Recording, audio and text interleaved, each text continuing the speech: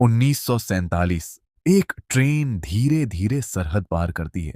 डिब्बों के दरवाजे खुले हैं, खिड़कियां टूटी हुई हैं और अंदर पसरा है एक डरावना सन्नाटा। कोई आवाज नहीं, कोई हरकत नहीं, बस खून के धब्बे और एक ऐसी खामोशी जो चीख चीख कर कुछ कह रही है। ये कोई कहानी नहीं है, ये हकीकत है। ये कहानी है उस बंटवारे की जिसने एक देश को दो हिस्सों में बांट दिया और लाखों जिंदगियों को हमेशा के लिए बदल दिया। द्वितीय विश्व युद्ध के बाद यूनाइटेड किंगडम की ताकत कमजोर हो चुकी थी। भारत पर उनका नियंत्रण अब पहले जैसा नहीं रहा। देश के हर कोने से एक ही आवाज उठ रही थी, आजादी। सड़कों पर आंदोलन थे, लोग जेल जा रहे थे, लेकिन उनका हौसला कम नहीं हो रहा था। इंडियन नेशनल कांग्रेस एक ऐसा भारत चाहता था जो एकजुट हो, जहां हर धर्म, हर जाति के लोग साथ रह सके। लेकिन दूसरी तरफ on L India Muslim league और उसके नेता मोहम्मद अली जिन्ना एक अलग रास्ता चाहते थे। उनका मानना था कि मुसलमानों के लिए एक अलग देश होना चाहिए, जहां वे अपने तरीके से जी सकें। यह विचार धीरे धीरे एक आंदोलन बन गया। 1946 आते आते हालात बहुत नाजुक हो चुके थे। 16 अगस्त 1946 कोलकाता में डायरेक्ट एक्शन डे के नाम पर जो हुआ, उसने पूरे देश को हिला दिया। सड़कों पर दंगे भड़क उठे, लोग एक दूसरे के खिलाफ खड़े हो गए। कुछ ही दिनों में हजारों लोग मारे गए। यह हिंसा धीरे धीरे दूसरे शहरों तक फैल गई। पंजाब, बिहार, बंगाल, हर जगह डर का माहौल था। गांव जलाए जा रहे थे, लोग अपने घर छोड़ने लगे थे और दिलों में एक सवाल उठ रहा था, क्या अब साथ रहना मुमकिन है?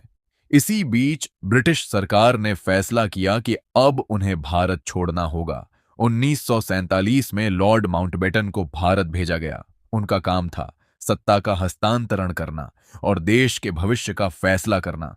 लेकिन हालात इतने बिगड़ चुके थे कि एकजुट भारत का सपना टूटता नजर आ रहा था। आखिरकार एक फैसला लिया गया, बंटवारा। एक ऐसी लाइन खींची जानी थी जो भारत को दो हिस्सों में बांट देगी।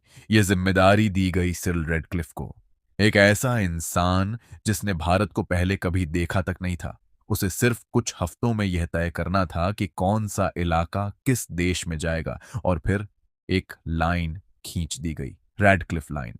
इस लाइन ने पंजाब और बंगाल को दो हिस्सों में बांट दिया। लेकिन यह सिर्फ नक्शे पर खींची गई एक लकीर नहीं थी, यह लाखों लोगों की जिंदगी पर खींची गई लकीर थी। 14 अगस्त 1947 को पाकिस्तान बना। 15 अगस्त 1947 को इंडिया आजाद हुआ।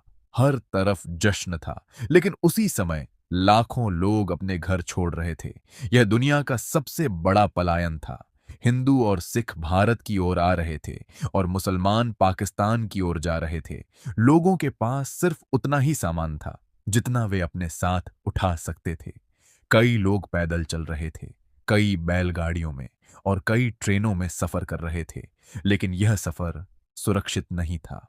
रास्तों में हमले हो रहे थे, काफिलों को रोका जा रहा था, लोगों को मारा जा रहा था और कोई भी सुरक्षित नहीं था।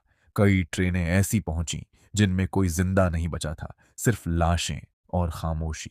यह हिंसा इतनी भयानक थी कि लगभग 10 लाख लोग मारे गए और 1.4 करोड़ से ज्यादा लोग अपने घरों से बेघर हो गए। परिवार बिछड़ गए, बच्चे अनाथ हो गए और औरतों ने सबसे ज्यादा दर्द सहा।